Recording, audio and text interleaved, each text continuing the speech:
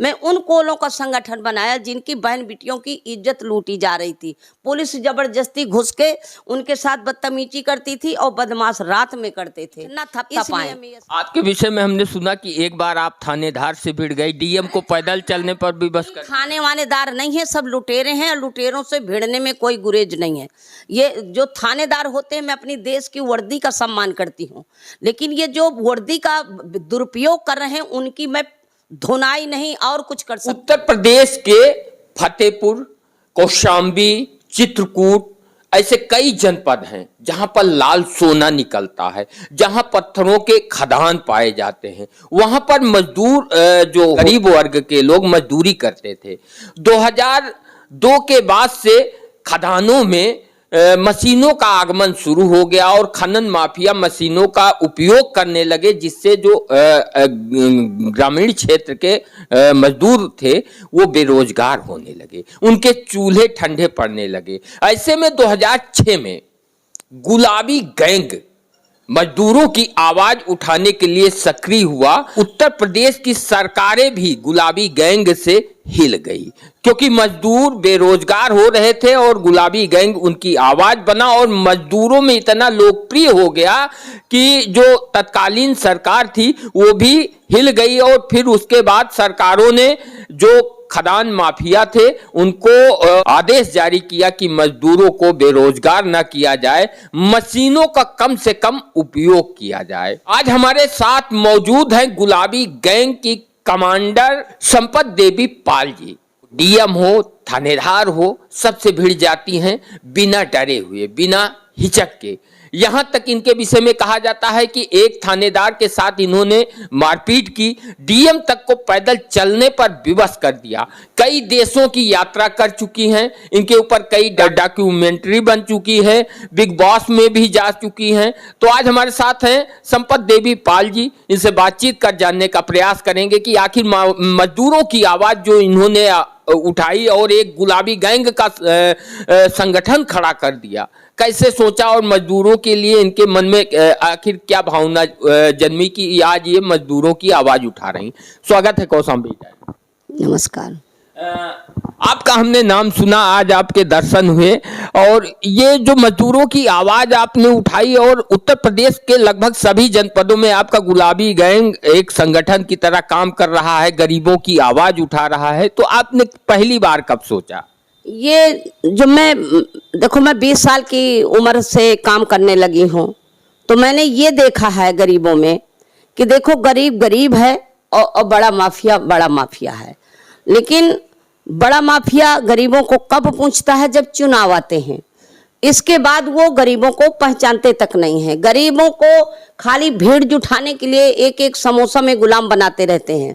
मैं इसीलिए सोचा था कि गरीबों को जागरूक किया जाए, तो सबसे ज़्यादा मैं महिलाओं को जागरूक की कि महिलाएं आत्मनिर्भर बने, स्वावलंबी बने और उनके अंदर एक ऐसी शक्ति पैदा हो कि अपने हक को जरूर पहचाने।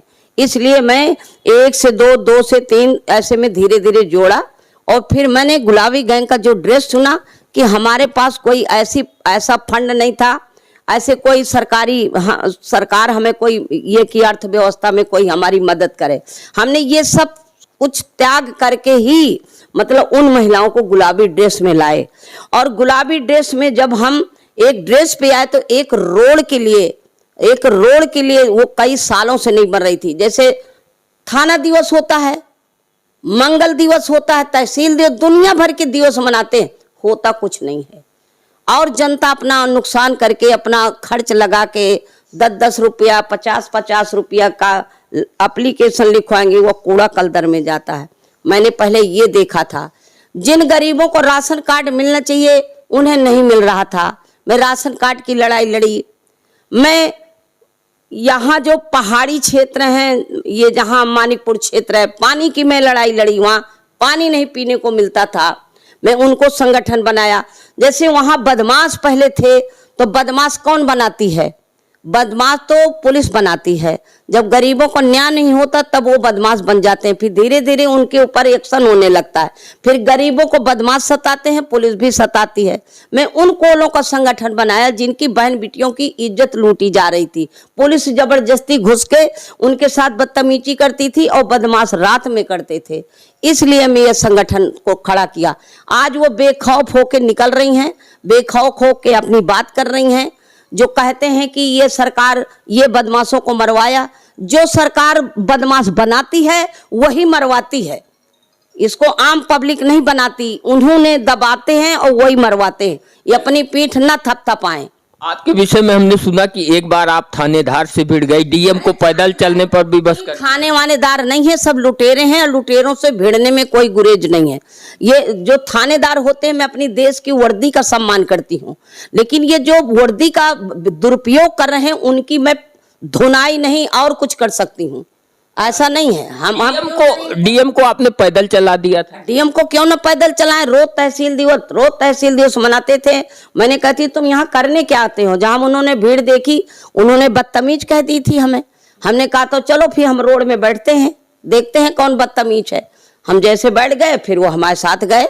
हालांकि डीएम तो डीएम होता है भाई, एक आईएएस अधिकारी दिमागदार तो होता है, वो दरोगा थोड़ी कि हमसे बदतमीजी करे।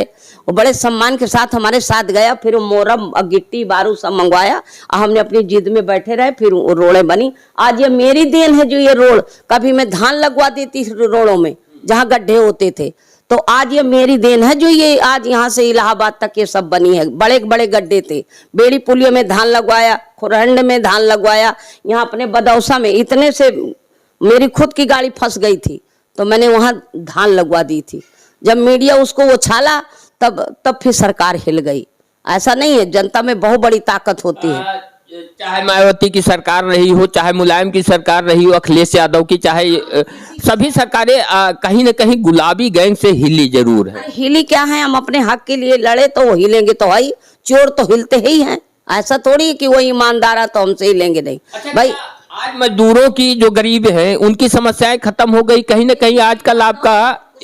मजदूरों में भी होती है, जब वो नेताओं का महिमा मंडन करने पहुंच जाते हैं और दारू पी के वोट दे देते हैं तो कहीं नहीं कहीं उनकी भी कमी है, इसीलिए वो 5 साल खामियाजा भोगते रहते हैं। उनकी भी बहुत बड़ी कमी है, इसीलिए उनकी गरीबी नहीं दूर हो रही। अगर वो दारू पी के ना वोट दें और अपने हक की लड़ाई ललकार के दें कि हम तुमको वोट दे रहे हैं, हमारी वोट ले, अगर तुम हमारा नहीं सुनोगे ना तो हम इसी तरह तुम्हारी गर्दन पकड़ेंगे, तो वोट दे के फिर नहीं कोई बोलता, फिर अपने स्वार्थ में बिक जाते हैं सब। आपका संगठन कितने राज्यों में इस समय काम कर रहा है? हमारा संगठन अब तो लगभग पूरे हिंदुस्तान में पहुंचने वाला है। हमारा संगठन तो यहाँ तक विदेशों तक में है। तो क्या राजनीति में भी आपका संगठन आएगा? राजनीति में मैं 2 बार चुनाव लड़ी हूँ, कांग्रेस से एमएलए का चुनाव लड़ी, बढ़िया मुझको अच्छी सी वोट मिली। एक बार मैं 25,000 वोट मिला मुझे, फिर एक बार मुझे 46,000 वोट मिला। 2012-17 में मैं लड़ी हूँ चुनाव, फिर मुझे टिकटें नहीं मिला। अब टिकट नहीं मिला तो क्या करें हम। तो संगठन तो आपका खुद का है, तो आजकल ऐसा नहीं, अपने संगठन में हमें इस तरह नहीं चुनाव लड़ना लोगों के जैसे। देखिए, एक सिंबल होता है चुनाव लड़ने का, और निर्दलीय चुनाव में खाली नौटंकी रहती है बस। तो हम निर्दलीय चुनाव नहीं लड़ते। हमारा गुलाबी गैंग है। मैं अब फिलहाल तो राजनीति में उसको नहीं बदलने वाली हूँ। हम जिसको चुनाव लड़ना है वो अपना लड़ें, हम मना नहीं कर रहे हैं किसी को, लेकिन गुलाबी गैंग तो हमारा एक ऐसा संगठन है, वो सबके लिए बना है। चाहे जो सरकार आ जाए, सरकार कोई गलत करेगा तो गुलाबी गैंग एक्शन लेगा, और मैं राजनीति में उसको नहीं लाना चाहती गुलाबी गैंग। आप कई देशों की यात्रा कर चुकी हैं, आपके ऊपर कई डॉक्यूमेंट्री बन चुकी है, बिग बॉस में आप जा चुकी हैं। हाँ, 2008 में मैं फ्रांस गई थी, जहाँ मेरी किताब का विमोचन हुआ था। वही संपत पाल के नाम से मेरी किताब छपी है, उसकी मुझे रॉयल्टी आती है। और दूसरी बात है कि फिर मैं इटली गई, मैं वहाँ रही 15 दिन। मैं नॉर्वे गई, मैं ब्राजील मुझे जाना था तो पर मैं बिग बॉस में चली गई थी। ऐसे में कई देशों की यात्रा की है। जैसे आप विदेश जाती थी तो भाषा की समस्या? देखो, वो बुलाते हैं तो सारी व्यवस्था रखते हैं, दिल्ली से लेके जैसे कोई ट्रांसलेशन, अब तमाम विदेशी मीडिया भी तो आती है यहाँ। अभी आपको पता ना होगा, मेरी जो गुलाबी साड़ी है, पहला ही ड्रेस मेरा था, डंडा पेटीकोट गुलाबी, वो लंदन के म्यूजियम में गया है, उसको यहाँ से मंगाया गया है, हमने भेजा है उसको, 6 महीने के लिए गया है, देखो अब कब आएगा। और मेरी जो डेनमार्क में मेरी पिक्चर बन रही है, मेरी तस्वीर बन रही है बहुत, वो डेनमार्क की महिला मारिया जी आई थी यहाँ, और वो 15-20 दिन मेरे पास रही हैं, सब गुलाबी गैंग की महिलाओं को देखती थी। तो कुछ अभी बन के तैयार हुई है, अभी वो बनी नहीं है पूरी तरह से, तो जो अगर वो बन के तैयार होगी तो मुझे बुलाया जा सकता है, मैं जा भी सकती हूँ। आपने पढ़ाई कितनी की है? देखिए, पहले के ज़माने में पढ़ाई लिखाई होती नहीं थी, और हम बैकवर्ड से हैं। अब बैकवर्ड के लोग लड़कियों को कहाँ पढ़ाते थे, लड़कों को तो पढ़ाते नहीं थे, लड़कियों को तो नहीं पढ़ाते थे। लेकिन ऐसा नहीं है, पढ़ाई लिखाई की कोई उम्र नहीं होती। मैंने अपने घर में पढ़ा, मैं देख देख के पढ़ा, और मैं अभी भी पढ़ती रहती हूँ।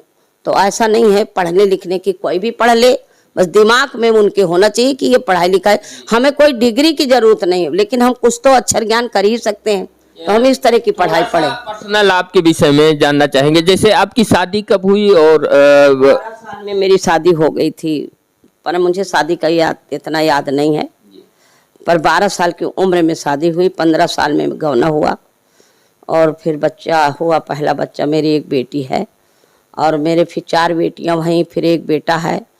और मेरी बेटी का पहली वाली का नाम है प्रभावती, फिर एक का, दूसरी को अमरावती, फिर तीसरी को चंपा नाम है, फिर निशा नाम है, लड़का का कामता नाम। मेरा लड़का प्रधान रह चुके हैं रौली के, हमारा गांव रौली कल्याणपुर है, मायका मेरा कैरी है। तो आप गृहस्थ महिला थी, चूल्हा चौका में बिजी रहती हैं, अपना जीवन बिता देती हैं, तो पहली बार आपके दिमाग में कब आया कि मजदूरों की आवाज उठानी चाहिए? अपने ही घर से आया था, जब मैं अपने ससुराल में रहती थी, कि सास इतना शासन जनाती थी कि बहू को पहले खाना ही नहीं खाना चाहिए, बस खाना खाने में ये मेरा एक्शन उठा था। मेरी सास ने मेरी थाली खींच ली थी मेरे सामने से कि पहले औरतें नहीं खाती, मर्द खाते हैं। उसी दिन से मैंने ठानी थी कि खाना मैं बनाती हूँ, खाना पहले मैं खाऊंगी, बस अपने अधिकार के लिए अपने अधिकार के लिए नहीं, भाड़ में जाए, मैं खाना बनाती हूँ, मुझे को खाना। तो मैं जिद में खा लेती थी कि कब तक मुझे डांटोगी। तो जो मेरी सास डांटती कि तुझे ये काम नहीं करना, तो पहला नंबर में उसी में नंबर लगा देती थी। फिर धीरे धीरे सारी औरतों को वहीं के सिखाना शुरू कर दिया कि ये गुलामी मत झेलो जानबूझ के, एक दिन ये भी बहू बन के आई होंगी किसी की। तो यही सब चीजें मैं आपके बेटे की शादी हुई? हाँ, मेरे एक ना, तो क्या आजादी बहू को देती हैं? मेरी बहू जैसे आजादी किसी के है ही नहीं है। कभी मेरी बहू से इंटरव्यू लेना, हाँ, मैं उसको बेटी के जैसे रखती हूँ। जब सास अपनी बहू को बेटी बना के रखेगी तो बहू भी अपनी सास को माँ ही मानेगी, और अगर हम अपनी बेटी को बेटी मानेंगे, दूसरे की बेटी को बहुए मानेंगे, तो वही बर्ताव तो हमारे है ना, कि सारी जिंदगी रो रो के बिताया, अब बिटिया मैके न ससुरे सुख पाया, माई बाप का अंकुश पड़ा, बिटिया पढ़ने न जाना जमाना बुरा, सामाजिक बंधनों से मुझे फंसाया, मैं मैके न ससुरे सुख पाया। संपत देवी एक साधारण गृहिणी आज दुनिया में प्रसिद्ध हो चुकी हैं, कैसा लगता है? क्योंकि आप पहचान की मोहताज नहीं रही। देखिए, एक बात बता दें हम आपसे, साधारण ही लोग नाम कमाते, जो बिल्कुल जीरो होते हैं फिर वही हीरो बन जाते हैं। कोई भी जितना जितना नाम कमाया होगा, आज जिनका इतिहास बना है, वो शायद बहुत कम पढ़े लिखे थे, वो इतनी पढ़ाई नहीं की। अगर हम भी पढ़े होते तो थोड़ी से हम भी डरते कि यार हम पढ़े लिखे, हमें करना क्या है, तो पढ़े लिखे घमंडी होते। अभी आपने बताया कि अभी भी आप पढ़ती हैं, और तो वो तो डिग्री की जरूरत नहीं है, पढ़ो। मैं तो इंग्लिश भी पढ़ती हूँ। जब मैं फ्रांस गई थी तो मैं वहाँ सीखती थी, वहाँ की भी भाषा समझ। कुछ इंग्लिश में कुछ शब्द बोले? नहीं, इंग्लिश में क्या शब्द बोलें, जैसे अरे वो देखो क्या बोलना है, मैं क्या बोल सकती हूँ इंग्लिश में, बताओ हैं भाई। मैं अपन इंग्लिश से नाम लिख लेती हूँ। अभी हम यहाँ पर आए और कुछ देर आपसे बातचीत की, बहुत तेज तर्रार महिला हैं, प्रभावित हुए हम भी, और कहीं न कहीं डर भी लगता है। पहले हम ये नहीं जानते थे गुड मॉर्निंग क्या है, गुड मॉर्निंग कर लेते हैं, है ना। हाँ, बहुत सारी चीजें हैं, थोड़ी थोड़ी हम अपने बच्चों से सीख लेते हैं। भाई मेरा पोता पढ़ता है, मैं अपने पोते से सीखती हूँ कि ये क्या चीज है, ये तो मुझे इंग्लिश में बताओ। फिर 4 व्हीलर आपके घर पे दरवाजे पे खड़ी है, आप पैदल यात्रा करती हैं, बस से करती हैं? ये धन का दुरुपयोग नहीं करना चाहिए और न किसी इंसान को इतना बड़ा घमंड करना चाहिए। मैं बस में जाती हूँ तो बहुत लोग टोकते हैं कि संपत जी आप बस में जा रही हो, तो मैंने कहा भैया मैं तो पहले पैदल चलती थी, अब कम से कम बस में जा रहे हैं। हमारे पास पहले किराया नहीं रहता था, हम वो एक साइकिल से जाया करते थे और फिर धीरे धीरे हमारे कहती तुम्हारे घर में तो गाड़ी है, तो मैंने कहा क्या करूं भाई, मुझे जाना है, अकेले सवारी तो लेना नहीं है, 1500 का तेल फूकूंगी तो इससे अच्छा मैं 50 रुपये में निकल जाऊंगी। प्रदूषण बचेगा, अरे सब कुछ बची उसमें, धन बचेगा। अब जैसे अधिकारी आपको पहचानते होंगे और कहीं न कहीं तो उनको डर भी बना रहता होगा, क्योंकि अगर संपत देवी नाराज हो गई तो संगठन पूरा एकदम। नहीं, हाँ इतना तो है अधिकारियों में कि जैसे मैं गई तो पहले तो नहीं समझ पाएंगे ना, रोज तो ट्रांसफर होते रहते हैं। अब नई भर्ती है पुलिस वालों की तो वो नहीं जानते। बड़ी मजेदार बात होती है जब वो बड़ी गुरेर से किससे मिलना है तुम्हें, जैसे मैं थाने गई किससे तुम्हें मिलना है, तो मैं कहती नहीं भैया हमें साहब से मिलना है, नाम बताओ तुम अपना। मैंने कहा मुझे नाम नहीं बताना। क्यों नाम बताऊं, मैं तुम्हारे घर में रिश्तेदारी करने आई हूं क्या मैं, हैं? मुझे मिलना है तो बता दो कि संपत पाल आई। अच्छा अब संपत पाल है, हाँ हाँ हाँ हाँ ठीक ठीक ठीक ठीक, चलिए अभी मिलवाते। हाँ ये हाल है, तो आज भी है, ऐसा नहीं। फिर ऐसा नहीं है, सीनियर जो हैं वो सब जान जाते। आइए दीदी बैठिए, आइए दीदी, बड़ा स्वागत करते हैं। हाँ दीदी बताइए, लेकिन दीदी का भी काम है कि बिल्कुल सच्चाई पर जाना है मुझे। मैं कह दी कि मैं इस सच्चाई पे आई हूँ, आप इससे पर विवेचना कर लीजिए, अगर ये सही हो तो ये काम करना, दोबारा मुझे ना आना पड़े, बस इतनी बात है। अभी क्या असर पड़ता है? एक महिला का घर गिरवाया गया है, कमला का, देखो उसका एप्लीकेशन भी रखा होगा मेरे पास। और मैं वहां भी मैं कल दरोगा से बात की थी कि मैं कल आ रही हूँ और आपसे मिलूंगी, उस महिला का घर क्यों गिराया गया। तो कहते नहीं वो उसमें हमारे दिमाग में है। मैं कहा दिमाग में नहीं, FIR दर्ज करो और सीधे सीधे उसका न्याय मिलना चाहिए और उसका घर उसी तरह बनवाओ जैसे माफिया ने गिरवाया है। तो इस तरह अब बड़े बड़े माफिया भैया गरीबों को निकाले दे रहे हैं। जैसे पहले के पुरखा कुछ टिका लेते थे तो ग्राम समाज में टिकाते, बड़े बड़े राजन की रजवाड़ा छूट गई और इनकी बपौती अभी बनी है माफियों की, जिनके 100-100 बीघा जमीन है। बताओ, सरकार कहती कि 12 एकड़ से जमीन किसी की होने नहीं चाहिए, और आज बताओ वो बड़े माफिया बने फिर भी गरीबों को टिकने नहीं देते। कई गांव में यहाँ घर गिरवाए गए। तो अब ये है कि अब क्या किया जाए बताओ। अच्छा, कई बार खदान मालिकों से हिंसक झड़पें हुई हैं गुलाबी गैंग की, तो क्या डर नहीं लगता? नहीं, हम नहीं डरते भाई। खदान माफियों से लड़ाई होती है पर होती इस तरह नहीं है, यानी दिमाग से होती है। हम बस कहते हैं कि जहां तुम्हारी लीज है आप वहां का पत्थर लाओ, बगैर लीज के नहीं। तो एक बार मेरी DM से हुई थी, तो महिला DM थी कि क्या करें, वो थोड़ी बदमाशों को डर ले। तो मैंने कहा DM बनी बैठी हो, वहां अपना फोर्स लेके जाओ तो इनका वहां का जो परसीमन है वो उसको निकाल के उनकी लीज जहां हो वहां खोदें। तो अब क्या करें भैया, हम तो आज भी पहाड़ बंद करवा सकते हैं, हमारे पास है इतनी बड़ी हिम्मत।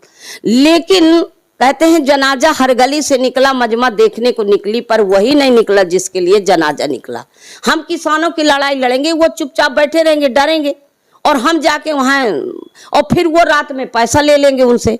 इसीलिए इनका मनमानी चल रही है। और नहीं, हम एक दिन में क्रेशरें बंद करवा सकते हैं, हमारे पास है ताकत, ऐसा नहीं है। लेकिन फिर कभी कभी हमें ये भी देखना पड़ता है कि जैसे कोल आदिवासी ये बेचारे गरीब पत्थर तोड़ के खा रहे हैं और वो मर रहे हैं बेचारे, और अगर वो पत्थर भी बंद कर दें तो वो भूखन मर जाएंगे।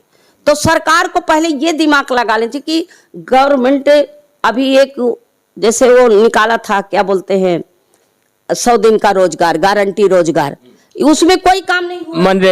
मनरेगा कोई काम नहीं हो रहा भैया, कुछ नहीं हो रहा कुछ। और ये सरकार में तो और कुछ नहीं हो रहा, ये तो और ठप हो गया। नहीं, ऐसा नहीं है, चला है, उसमें हमारा लड़का भी प्रधान रहा, हमें 400-400 लेबर को हमने काम दिलाया। लेकिन अब तो मैं किसी गांव में जाती हूँ कोई काम ही नहीं चल रहा, खाली फॉर्मेलिटी। क्या भविष्य में संपत देवी राजनीति में आएंगी? मैं भविष्य में नहीं है, मैं राजनीति में पूरी तरह से हूँ, ठीक है। जैसे अभी 17 में आपने चुनाव लड़ा, फिर उसके बाद आप नहीं लड़ी? अरे टिकट मिल जाए अभी तो मैं लड़ जाऊं, पर मैं टिकट मांगने नहीं जाती, उनको लगे कि नहीं देना चाहिए इनको, अच्छा वोट पाया इन्होंने तो मुझे लड़ना चाहिए चुनाव, पर मैं ये भीख नहीं मांगने जाती कि तुम मुझे टिकट दो, तुम मुझे टिकट दो। एक आखिरी सवाल, गरीब मजदूरों के लिए क्या कहना चाहेंगे? गरीब मजदूरों के लिए मैं अच्छा संदेश देना चाहती हूँ कि गरीब पारस की पत्थरी है, जिसको छुआ वो सोना हो गया, और वो बेचारे आज पड़े पड़े रो रहे हैं और वो तो माफिया बन गए।